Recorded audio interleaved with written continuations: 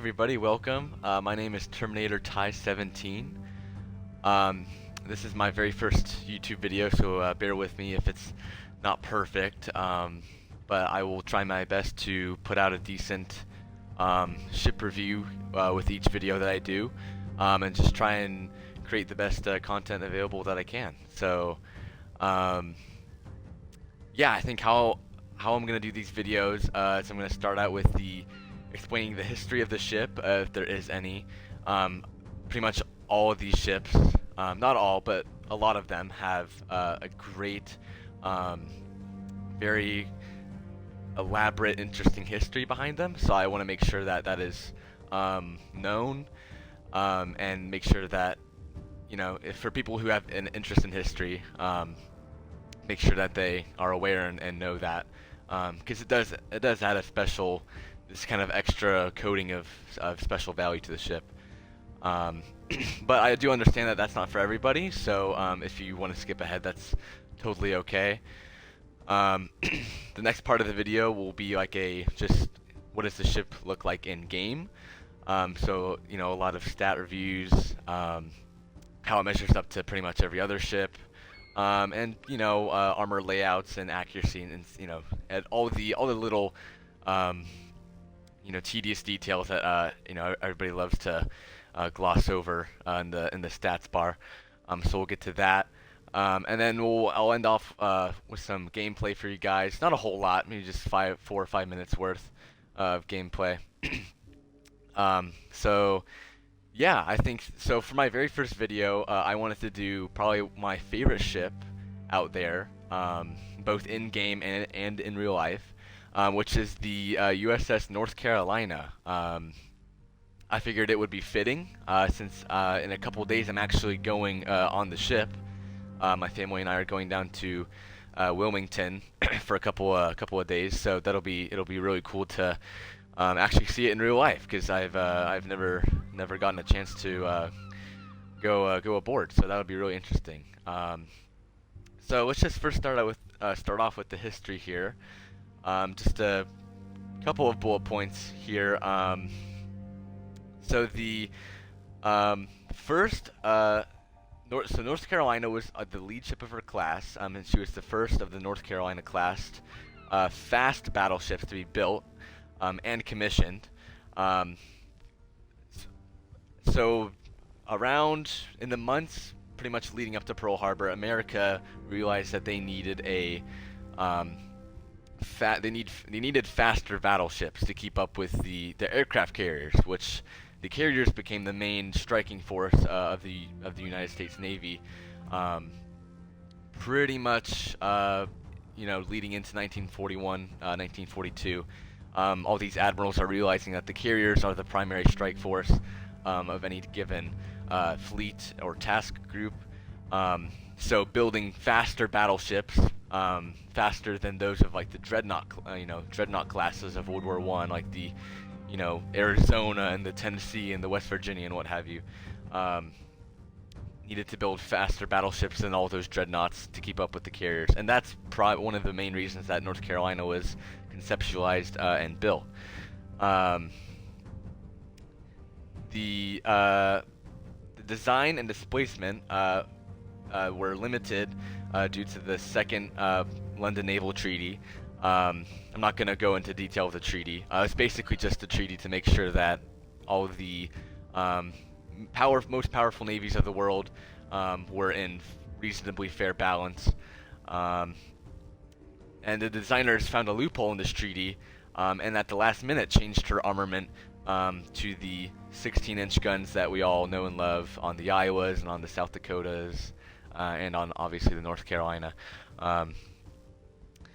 Her keel was laid on October 27th of 1937 at the New York Naval Shipyard, and she was commissioned the following April of 1941, weighing in at about 45,000 tons, with that being a full combat load, and measuring about 730 feet.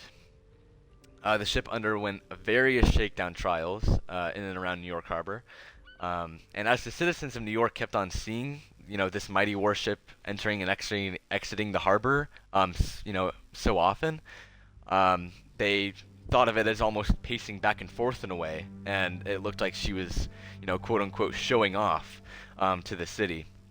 And so this earned her the nickname the Showboat. There are many stories about how the North Carolina got that nickname, but that is widely considered the most accurate one and/or the most popular one. So there you go. She went on a shakedown cruise in the Caribbean, and after that fateful Sunday on December 7th, 1941, which is a date that I'm sure we're all aware of, she began to step up her war exercises and combat training, even though she came out of, or even though she came out before Pearl Harbor. She was nowhere near Hawaii at that time, so she did survive. If you want to even say that, she quote unquote did, survive Pearl Harbor. And so the battleships North Carolina and her sister ship, which was the Washington, same exact build, length, everything, basically a clone of North Carolina, the Washington, were sent to the Pacific Theater to take on the Japanese. She did not really spend any time in the Atlantic in terms of World War II. So the Showboat saw her first assignment in the Solomon Islands, participating in the invasion of Guadalcanal. She was part of Task Force 61, escorting the carriers Saratoga and Enterprise. And the ship's first real test of combat came during the Battle of the Eastern Solomons, where when a force of Japanese carriers spotted and launched planes against the task force on August 25th, 1942. North Carolina was the first ship in that task group in that American fleet to spot this wave of incoming aircraft with her radar, giving the ships around her a much-needed early warning of the impending attack. When the Japanese planes did roll around, the dive bombers mainly, several near misses from the enemy dive bombers splashed down around the battleship, but ultimately remained unscathed.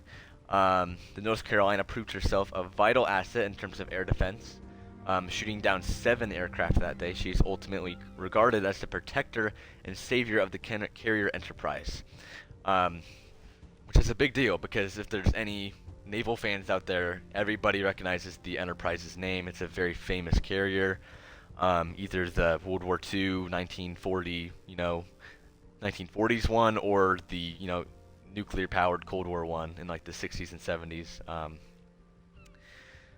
But it's a big deal to protect and considered like the savior of a ship that famous and that well known.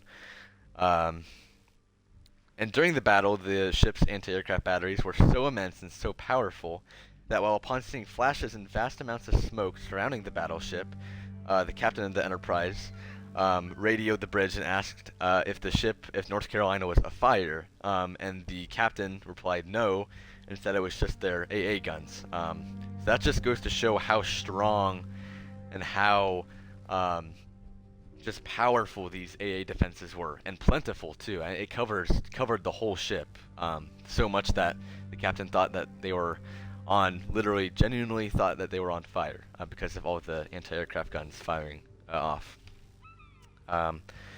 Later on the 15th of September 1942, the ship was now escorting elements of Task Force 17 when a torpedo fired from the Japanese submarine I-19 hit her on the port side. The warhead left a 32 by 18 foot gash in the armor plating. So you can just imagine how big that hole is. There's pictures. I'll try and put one up on the screen if I can, just to show you how huge that gash in the armor plating was. But the ship, fortunately, the ship was, she was able to, she was counter-flooded very quickly by her damage control, and she was heading back to Pearl Harbor for repairs that lasted about half a month, about 21 days, so a little over half a month. North Carolina then rendezvoused with Task Force 50 in support of invasions of the Marshall and Gilbert Islands. She, as well as Massachusetts, South Dakota, Indiana, and her sister ship Washington, detached from the main force to bombard the Japanese-held island of Nauru. The battleship continued her role as a powerful weapon of anti-aircraft defense and island bombardment when she was assigned to the newly made Task Force 58. The ship's main 16-inch guns found themselves pointed at Kwajalein this time, shelling targets with the rest of the previous battleships mentioned. And it was there that North Carolina's guns served their original purpose for the first and last time by firing at a Japanese surface vessel in the harbor, which was the freighter Ikomaru, and it was just absolutely just obliterated, pummeled by her 16-inch shells. I can't even imagine what that would even look like to the crew on the Japanese freighter, but it certainly wasn't a pretty sight whatsoever. During the campaign to invade the Mariana Islands, she bombarded the island of Saipan in June of 1944, destroying numerous supply dumps in the process. And she also participated in the Battle of the Philippine Sea, which is a huge, famous battle, iconic battle, important battle that all of the naval historians, blab on about. She and Washington were among the first ships to meet that enemy air attack at the Battle of the Philippine Seas with their anti-aircraft guns. Shortly thereafter, the ship was recalled back to the Puget Sound Navy Yard in Bremerton, Washington, for overhaul and rest. It was there that she got fitted with new anti-aircraft, new radar, a better air search radar. Like you can see the dome spinning right now on top of the ship. That was a new radar that they put in. It's called the SK-2, used to track enemy planes, really. She rejoined Task Group 38, escorting the carriers as they launched airstrikes against the Philippine islands of Leyte and Luzon. It was here that North Carolina shot down her first kamikaze suicide aircraft. So if you know anything about World War II history, you know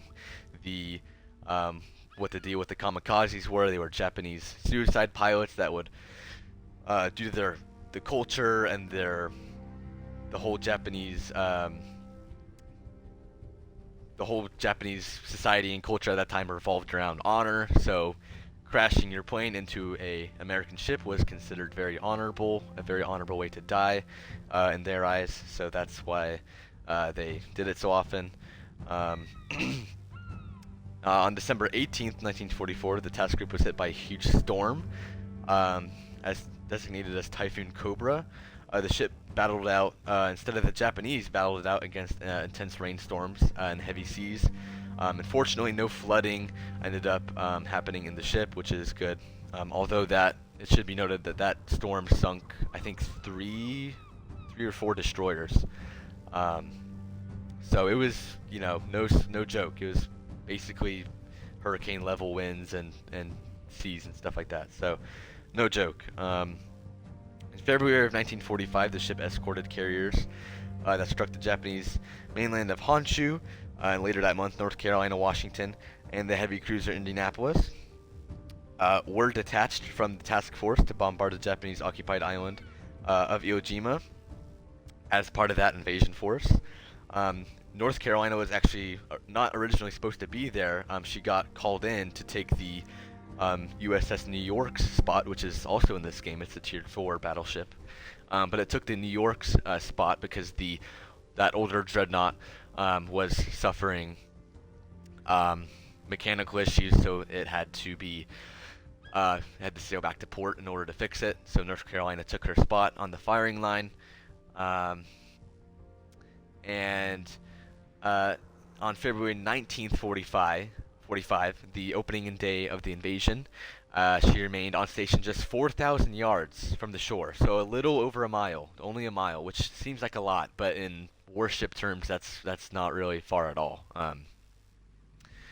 Just a mile from the coast of Iwo Jima, and she fired off both her main battery of 16-inch guns and her secondary battery of 5-inch guns, which we'll get to see here in a little bit. I'll show those to you guys so you can get a feel of what the secondaries look like on this thing.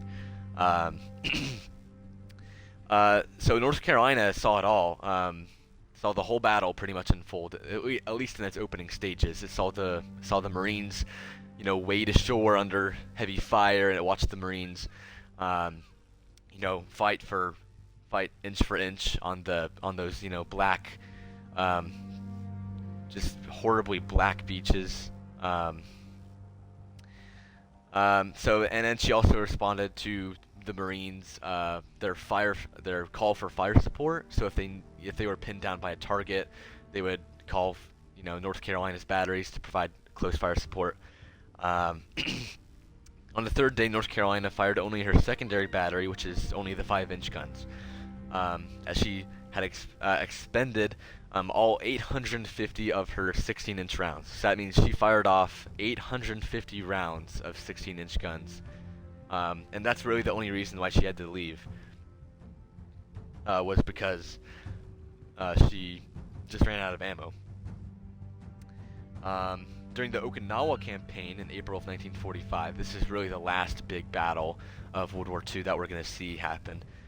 She screened the carriers with her AA battery, and she shot down 5 more kamikazes in total during that campaign. The kamikazes were a lot more active and a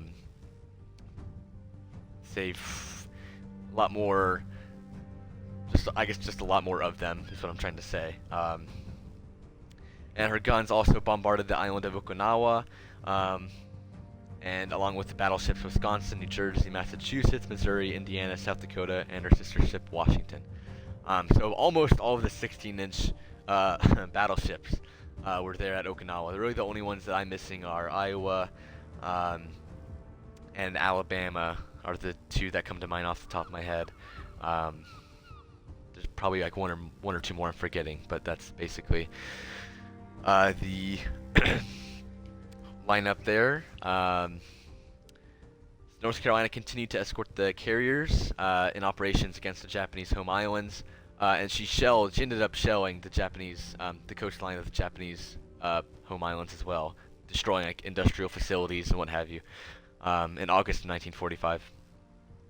After the war, the ship was decommissioned, on June 27th, 1947, and for 13 years sat in reserve. She was stricken from the Naval Register eventually and was scheduled to be sold for scrap in 1960. But the citizens in North Carolina, they started a fundraising campaign in order to save the ship that bears their state's name, which is pretty cool. The citizens and even school children, about 700,000 school children donated dimes, nickels to raise their total that they raised is $330,000. The necessary amount of money to purchase the ship from the Navy and build the site necessary to host the Showboat. On September 6, 1961, the ship was officially handed over to the state, and she was towed up the Cape Fear River and parked just across from downtown Wilmington, North Carolina. In 1982, the ship was officially designated as a National Historic Landmark, and that's where she still sits today in Wilmington. She serves as a museum ship, big tourist attraction, North Carolina for sure, and also a war memorial dedicated to all of the men and women of North Carolina who served during the Second World War and are highly thought of as the greatest generation on this earth. Ultimately, at the end of the day, North Carolina is credited with 24 Japanese planes shot down, 6 of those being kamikazes during the Okinawa campaign, 9 islands bombarded, and 1 surface vessel, that Japanese freighter in the harbor of Kwajalein, 1 surface vessel sunk. So there you go. That's the history of the ship. It's a huge amount of history. I had a really good time just researching it, and I keep in mind that this ship came out before the Iowas, before the South Dakotas. So really, during that time in Guadalcanal, she was pretty much, maybe her and Washington, were pretty much the only battleships that we had in the Pacific. The only battleships, basically only two, maybe one or two of the South Dakota class, but that was pretty much it. So she was pretty much, straight, um, straight in the front of all the combat, pretty much all the time, which makes her have interesting history.